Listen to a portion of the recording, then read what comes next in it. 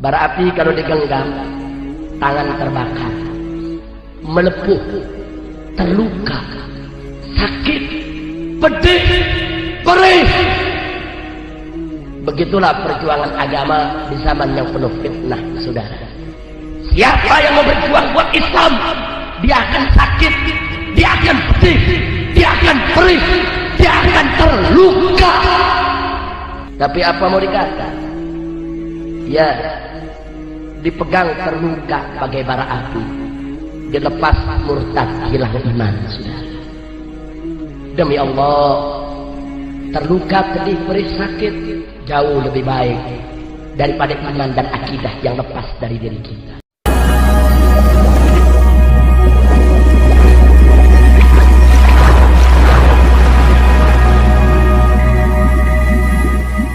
Ulama atau orang alim adalah orang yang memiliki keutamaan agung di sisi Allah. Kedudukan mereka, seperti yang disabdakan oleh Rasulullah, al-ulama warasatil anbiya, yang artinya, ulama adalah pewaris para nabi. Peran yang dipikul oleh ulama tidaklah ringan, karena tanggung jawab mereka yang besar, di dunia dan akhirat. Ulama laksana bulan, yang bersinar di kegelapan. Menengok kepada sejarah, sebenarnya sudah tidak asing lagi, mendengar perlakuan penguasa yang sangat ironi terhadap para ulama. Dalam hal ini ulama yang dimaksud adalah ulama-ulama yang berani menyuarakan kebenaran, ulama yang lurus dan menempuh jalan para nabi, bukan ulama yang menghamba pada kekuasaan, demi mengemis harta, jabatan, dan kesenangan dunia. Mengapa dikatakan ironi? Karena sebagian besar dari penguasa yang menzolimi ulama itu, juga mengaku muslim. Padahal bagi seorang muslim, meskipun ia seorang penguasa, maka sepatutnya lah ia menjalankan pesan Rasulullah sebagai berikut. Hendaknya, kamu semua memuliakan ulama, karena mereka itu orang-orang yang mulia menurut Allah, dan dimuliakan. Dalam satu riwayat, Nabi bersabda, siapa yang memuliakan seorang yang berilmu, maka sungguh ia telah memuliakanku. Siapa yang memuliakanku, maka sungguh ia telah memuliakan Allah. Dan siapa yang memuliakan Allah, maka tempatnya adalah surga. Kritisnya ulama, teguran ulama, kemuliaan yang diberikan masyarakat pembelajar kepada ulama, seolah menjadi api dalam sekam bagi penguasa, yang dengan cepat bisa menghanguskan keberlangsungan penguasa. Rupanya, ini seperti sebuah ancaman besar bagi penguasa, kecuali bagi penguasa yang bijaksana, cerdas, berpikiran terbuka, lembut hatinya, dan takut pada Allah, yang akhirnya akan sejalan dengan ulama. Pasang surut hubungan ulama dengan penguasa sudah terjadi sejak zaman sahabat Nabi, tabi'in, hingga di zaman ini. Sejarah seakan berulang, yang berbeda hanyalah istilah dan penamaannya saja. Berikut deretan tokoh ulama, yang pernah disiksa dan dipenjara oleh penguasa pada zamannya, dihimpun dari berbagai sumber. Said bin Jubair, ulama ahli tafsir, murid terbaik Ibnu Abbas, dipancung di tangan penguasa Al-Hajjaj. Ulama tabi'in ini dipenggal kepalanya karena menentang khilafah Umawi, bersama Ibnu al-Ash'ats. Said bin Musayyab, ulama besar bernama Said bin al-Musayyab, pernah mengalami kriminalisasi saat menolak bayat kepada putra Abdul Malik. Sebagai ganti dari Abdul Aziz bin Marwan, akhirnya Hisham bin Ismail, gubernur Madinah, memberi sanksi 60 cambukan kepadanya, dan dipenjara. Riwayat lain menyebutkan, Said diboikot, tidak diajak bicara, bahkan dicambuk. Abdullah bin Az-Zubair, cucu Sayyidina Abu Bakar As-Siddiq, putra Zubair bin Awam ini, dibunuh oleh pasukan Al-Hajjaj. Pemberontakan Khawarij di Irak terhadap Ibnu Zubair, menyebabkan kekuasaan Ibnu Zubair bertahan di Hijaz. Ibnu Zubair ditangkap dan dibunuh oleh Hajjaj bin Yusuf. Pada tanggal 17 Jumadil Awal 73 Hijriyah atau tanggal 4 Oktober tahun 692. Leher Ibnu Zubair dipenggal, dan kepalanya dikirim sebagai hadiah kepada Khalifah Abdul Malik di Damaskus.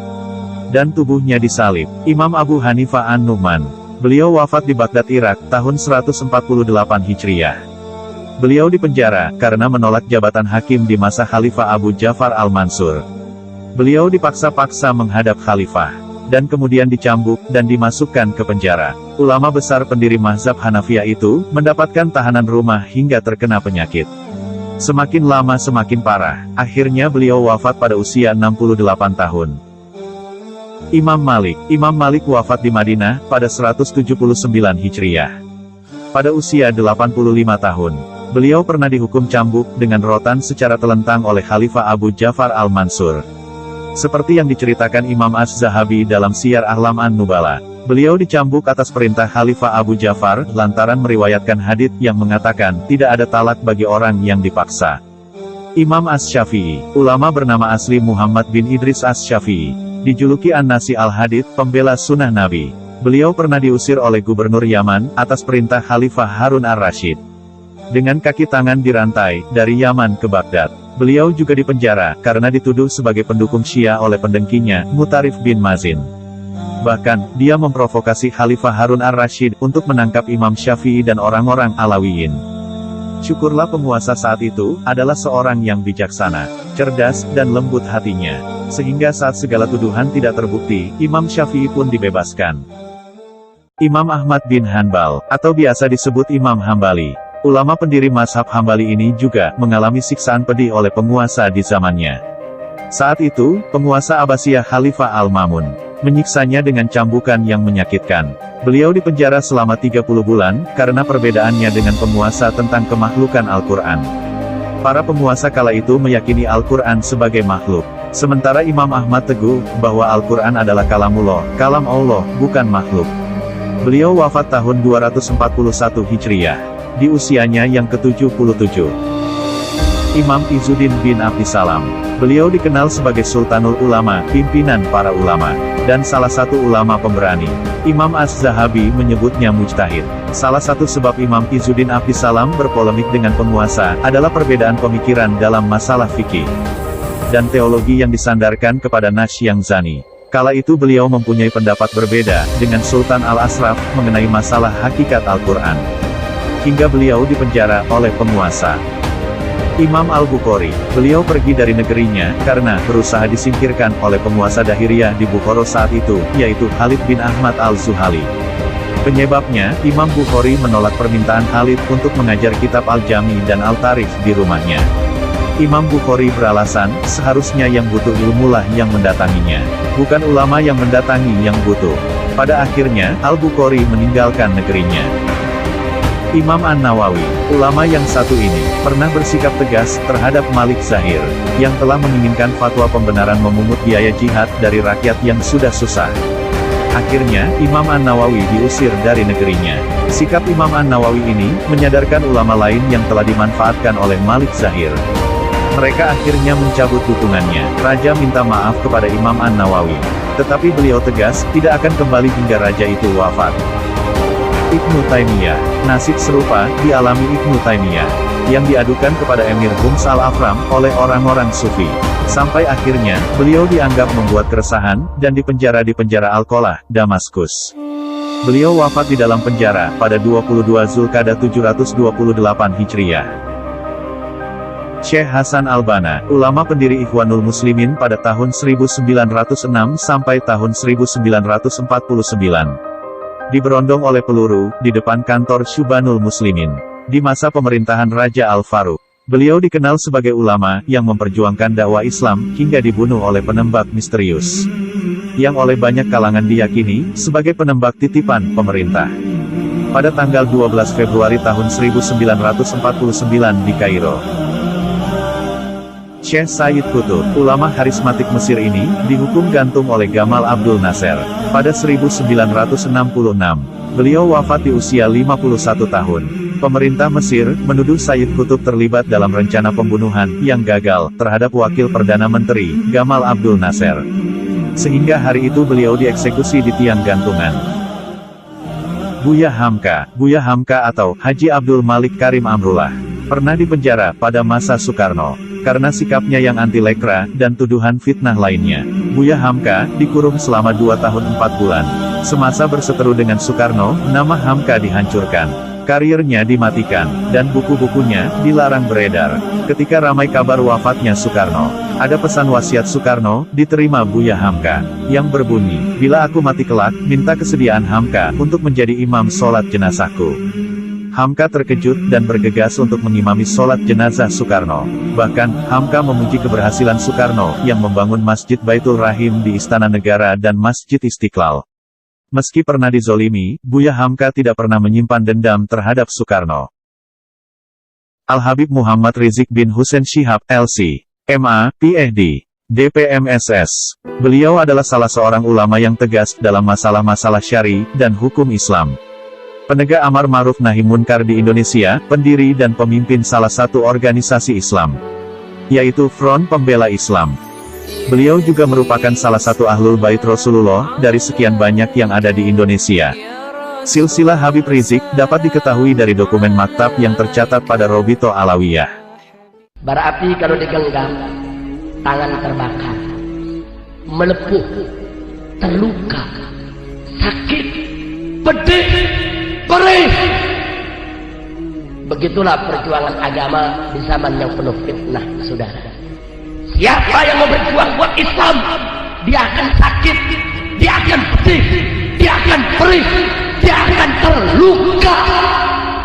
Tapi apa mau dikata?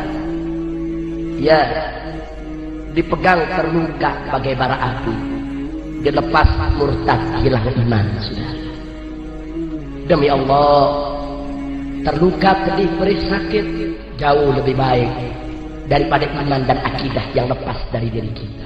Habib, kami sibuk dengan puasa setiap hari, sehingga kami tidak punya waktu untuk turun ke jalan perang melawan kebatilan. Saya mau tanya, apa puasanya lebih bagus dari puasanya Nabi? Habib, kami sibuk dengan zikir, dengan wirid, dengan hizib.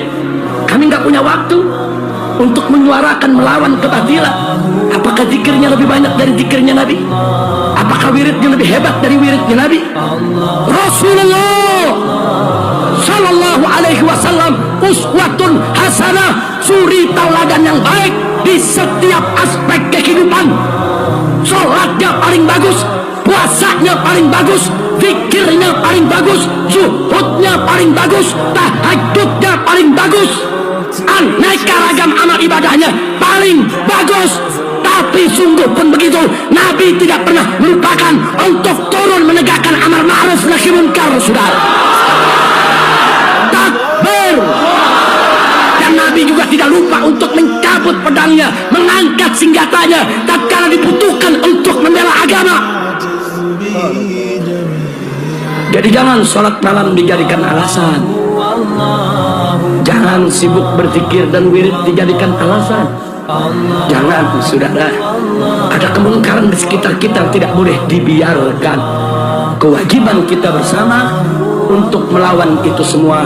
Semoga Allah memberikan kemenangan. Karena ketegasannya akan hukum dan kewajiban dalam Islam tersebut, beliau sering bersinggungan dengan aparat dan pihak penguasa. Salah satu aksinya yang membuatnya berpolemik dan dizalimi sampai saat ini adalah saat penolakan pencalonan salah satu gubernur di Indonesia yang dinilai menodai Al-Quran dan tidak sesuai dengan hukum Islam, dan berlanjut pada aksi-aksi lainnya yang mampu mengumpulkan dan mempersatukan jutaan umat Islam yang datang berbondong-bondong dari berbagai daerah.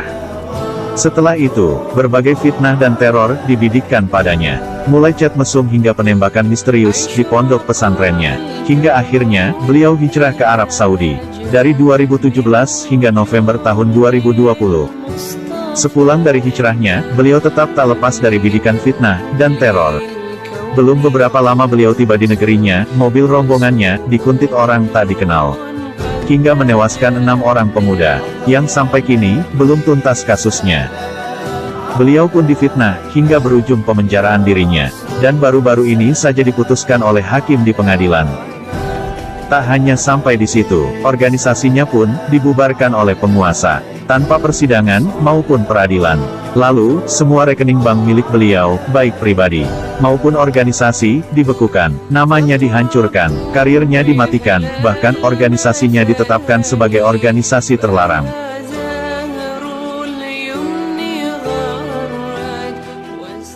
Demikian tingginya kemuliaan seorang ulama yang berilmu dan berada di jalan yang lurus, hingga Rasulullah Shallallahu Alaihi Wasallam bersabda, meninggalnya ulama adalah musibah yang tak tergantikan, dan sebuah kebocoran yang tak bisa ditambal. Wafatnya ulama, laksana bintang yang padam. Meninggalnya satu suku, lebih mudah bagiku daripada meninggalnya satu orang ulama. Imam Al-Hafiz Jalaluddin bin Abdurrahman bin Abu Bakar As-Suyuti, dalam kitab Tanqi Al-Qaul, mengutip sabda Rasulullah Shallallahu Alaihi Wasallam, barang siapa yang tidak sedih dengan kematian ulama, maka dia adalah munafik, munafik, munafik. Wafatnya ulama adalah musibah, karena kehilangan orang yang mentransfer warisan kenabian kepada umat, kehilangan orang yang membimbing di jalan kebenaran, sesuai dengan cahaya ilmu pengetahuan. Kehilangan orang yang dalam dadanya, tersimpan bermacam ilmu yang diperlukan, dalam menjalani kehidupan. Sehingga wafatnya ulama, bermakna kehilangan ilmu pengetahuan. Sebagaimana sabda Rasulullah Shallallahu Alaihi Wasallam, sesungguhnya, Allah Ta'ala tidak mengangkat ilmu dengan sekali cabutan dari para hambanya, akan tetapi Allah mengangkat ilmu, dengan mewafatkan para ulama. Ketika tidak tersisa lagi seorang ulama pun, manusia merujuk kepada orang-orang bodoh. Mereka bertanya, maka mereka, orang-orang bodoh itu, berfatwa tanpa ilmu. Mereka sesat dan menyesatkan. Maka, jika wafatnya ulama secara wajar saja merupakan musibah, bahkan yang tidak bersedih pun, bisa disifatkan sebagai munafik. Bagaimana dengan orang, atau penguasa yang mengaku muslim, tetapi menzolimi, bahkan memenjarakan, atau membunuh para ulama? Disebut apakah pantasnya orang atau penguasa tersebut?